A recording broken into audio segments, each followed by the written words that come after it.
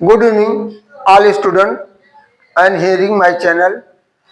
आज का टॉपिक हमारा है chart number 14A, continuous tense. Continuous tense. तो उसके पहले हम आपको कुछ, आज सुभाष जयंती है, इसलिए हम जो हमारे महान स्वतंत्रता संग्राम सेनानी थे उनके बारे में हम कुछ आपसे पहले बता दें। सुभाष चंद्र बोस का जन्म 23 जनवरी 1897 ईस्वी को कलकत्ता में हुआ था। कहां पर हुआ था? कलकत्ता, वेस्ट बंगाल, 23 जनवरी 1897 में। और ये देश की आजादी के लिए इन्होंने बहुत ही संघर्ष किया। आजाद हिंद फौज की इन्होंने स्थापना किया था और 18 अगस्त 1945 को रहस्यमय परिस्थितियों से में इनकी, जैसा लोग मानते हैं, मृत्यु हो गई। कुछ लोग का मानना है कि उनका मृत्यु हो गया था एक्सीडेंटल एयरक्राफ्ट के द्वारा जापान के रास्ते में जाते समय, और कुछ लोग मानते हैं कि वो जीवित थे, जो बाबा गुमनामी के नाम से अयोध्या फैजाबाद में रहते थे और जाकर के बाद में 1988 के आसपास उनका डेथ हुआ था। तो कुछ वहां से ऐसे सबूत मिले थे जिससे लोगों का अनुमान था कि वह डॉक्टर सुभाष चंद्र बोस ही थे। और द्वितीय विश्व युद्ध के दौरान अंग्रेजों के खिलाफ लड़ने के लिए उन्होंने जापान के सहयोग से आजाद हिंद फौज की स्थापना किया था। उनके द्वारा दिया गया जय हिंद का नारा भारत का राष्ट्रीय नारा बन गया। और लोग यह भी जानते हैं सुभाष चंद्र बोस ब्रिटिश शासन से देश की आजादी की लड़ाई के दौरान नेताजी के लिए नारों ने देशभक्त की अलग जगह दी। तुम मुझे खून दो, मैं तुम्हें आजादी दूंगा। तुम मुझे खून दो, मैं तुम्हें आजादी दूंगा। You give me blood, I shell give you freedom. और इसके बाद जय हिंद, दिल्ली चलो, इनमें जय हिंद का नारा उनका राष्ट्रीय नारा बन गया। इस तरह से दूसरा नाम जिन्हें नेताजी के नाम से भी जाना जाता है, ये नारा उन्होंने दिया था, तुम मुझे खून दो, मैं तुम्हें आजादी दूंगा। आज भी इस देश के हर नागरिक और युवाओं के दिलों पर यह धड़कन अंकित है कि तुम मुझे खून दो, मैं तुम्हें आजादी दूंगा। तो इस तरह सुभाष चंद्र बोस के बारे में माना जाता है। फिर इसके बाद सुभाष चंद्र बोस विवेकानंद की शिक्षाओं से अत्यधिक प्रभावित थे। ये उन्हीं को अपना राजनीतिक गुरु मान लिए थे और उन्होंने अपना आध्यात्मिक गुरु माने थे। और जबकि चित्तरंजन दास उनके राजनीतिक गुरु थे। उनके गुरु कौन थे? स्वामी विवेकानंद उनके गुरु थे और राजनीतिक गुरु उनके चित्तरंजन दास थे।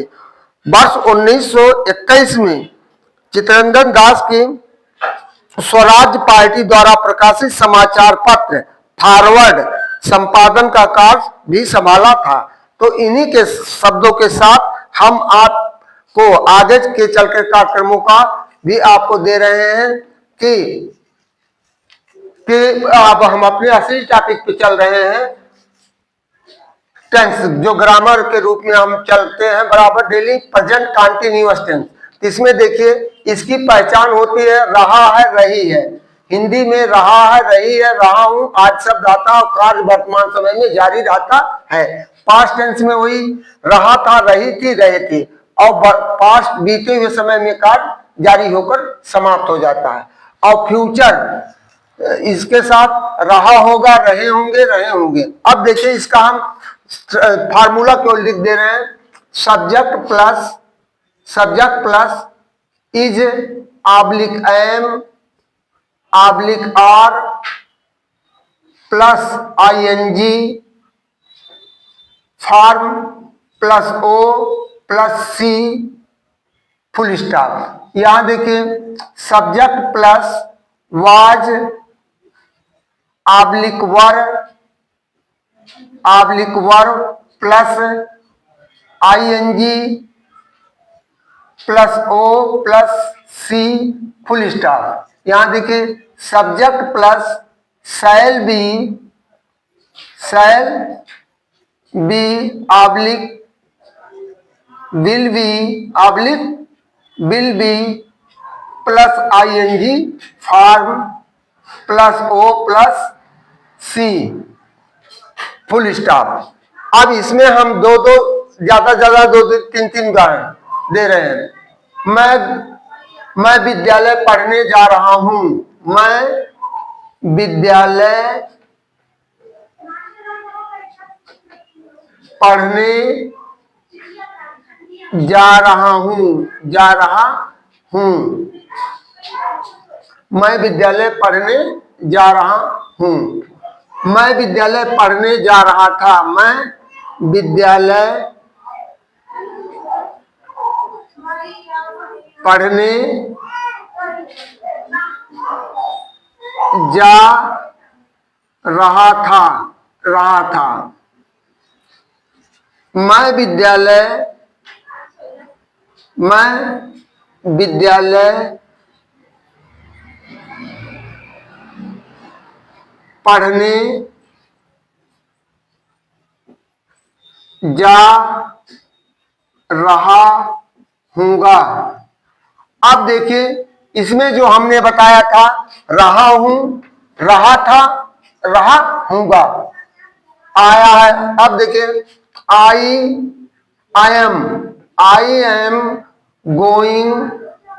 M going to school to read. अब देखिए I was going to school to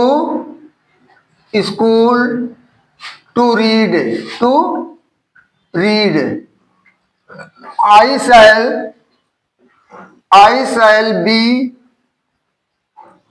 shall be going to school to read। अब दूसरा वाक्य हम दे रहे हैं आपको, अफर्मेटिव में चल रहे हैं। दूसरा वाक्य, वह भोजन पका रही है। वह भोजन पका रही है। वह भोजन पका रही थी। वह भोजन पका रही थी। वह भोजन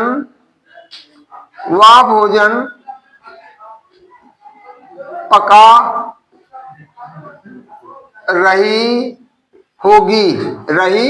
होगी। अब देखिए सी इज कुकिंग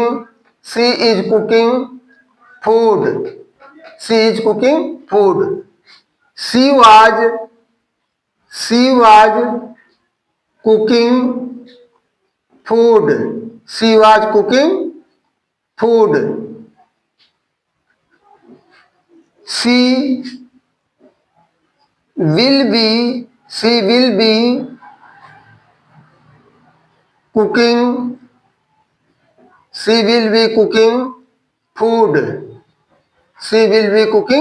फूड। वह भोजन पका रही होगी। वे, तीसरा एग्जाम्पल हम दे रहे हैं, वे गांव से पढ़ाने आ रहे हैं। वे गांव से पढ़ाने आ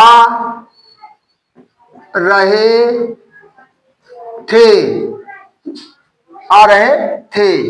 वे गांव से पढ़ाने आ रहे होंगे। अब देखिए they are they are coming to teach from village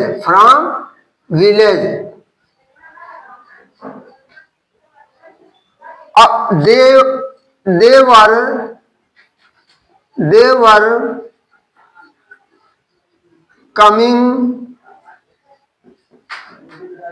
coming to teach from village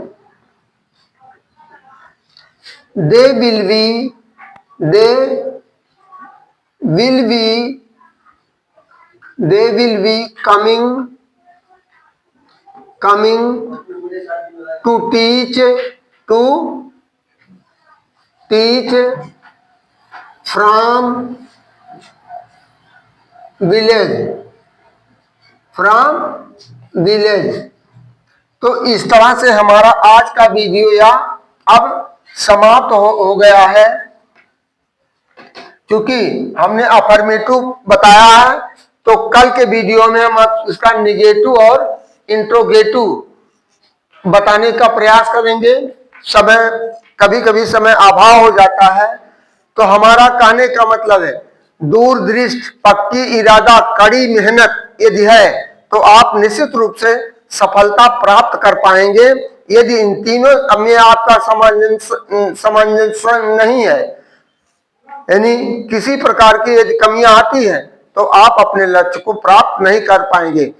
तो हमारा आप लोगों से अनुरोध है कि आप वीडियो को पहली बार देख रहे हैं तो हमारे चैनल को सब्सक्राइब करिए, वीडियो को ज्यादा से ज्यादा लाइक करिए, और कोई इस तरह की जानकारियां आपको ऐतिहासिक इवेंट संबंधित लेना हो या ज्योग्राफी से या हिस्टोरिकल कोई इस तरह हो इवेंट जानकारी लेनी हो, तो आप या साइंस से संबंधित कुछ जानकारियां जनरल टॉपिक में लेना हो तो हमें कमेंट के द्वारा सूचित करें। इन्हीं शब्दों के साथ हम आपको अलविदा कहते हुए गुड इवनिंग, थैंक यू, धन्यवाद।